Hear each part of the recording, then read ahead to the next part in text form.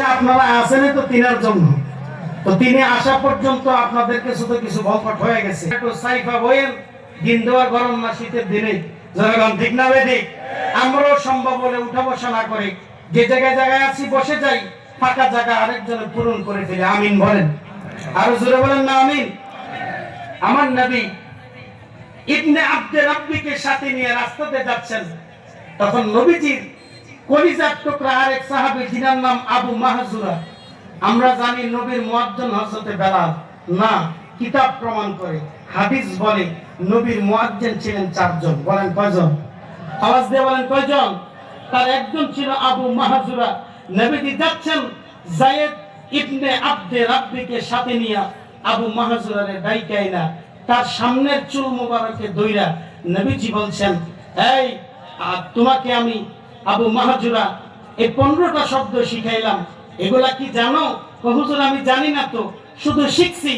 এগুলা মুসলমানের আযানের ধ্বনি। সুবহানাল্লাহ বলবেন। এই যায়েদ ইবনে আব্দে রাব্বির সামনে আবু মাহজুরা রাদিয়াল্লাহু তাআলা আনহু বলেন, হুজুর যতদিন বেঁচে থাকবো কালেমাগুলো আমার মনে থাকবে।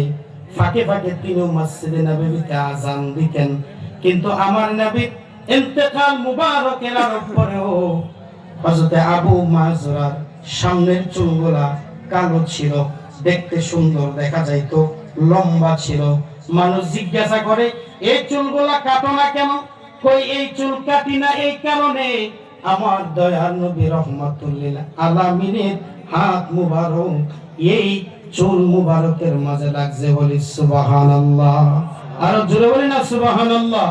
কামলিওয়ালা তুমি মদিনাওয়ালা, বলেন কামলিওয়ালা তুমি, তোমারই জন্যে জগত জ্বালা। কামলিওয়ালা তুমি মদিনাওয়ালা, কামলিওয়ালা তুমি, তুমি নূরের রবি, তুমি ধ্যানের ছবি।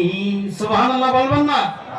আমার সাথে সাথে বলেন না, তুমি নূরের রবি, তুমি ধ্যানের ছবি, তুমি যে নূরে মুজাসসাম। সাল্লে আলা কামলিওয়ালা তুমি মদিনাওয়ালা, জোরে কামলিওয়ালা তুমি। জোরে বলি না ইয়া রাসূলুল্লাহ, আর জোরে বলি আল্লাহু আকবার। তাহলে নবীর দাম আছে না নাই? বলেন আছে না নাই? আছে। মনে রাখবেন, আমার নবী যে জায়গায় গেছেন ওই জায়গার দাম শুধু নবীর কদমের কারণে আল্লাহ তাআলা বাড়ায় দিবেন। গেছেন ইয়াসরিবে, হয়ে গেছে মদিনা মুনাওয়ারা।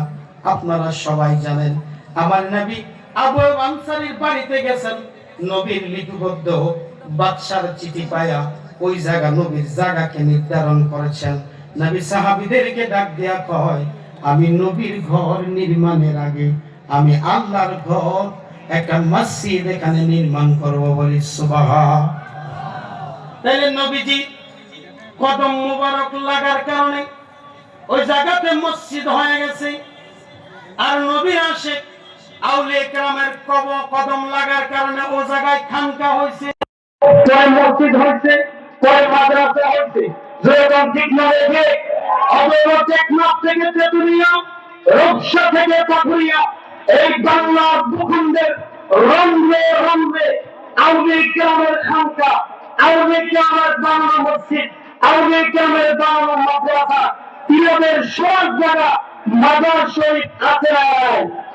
তখন আছে না নাই? আমরা তো এখন দেখি দেশের ইতিহাস মুছতে দেয়া, আমাদের ইমানের ইতিহাস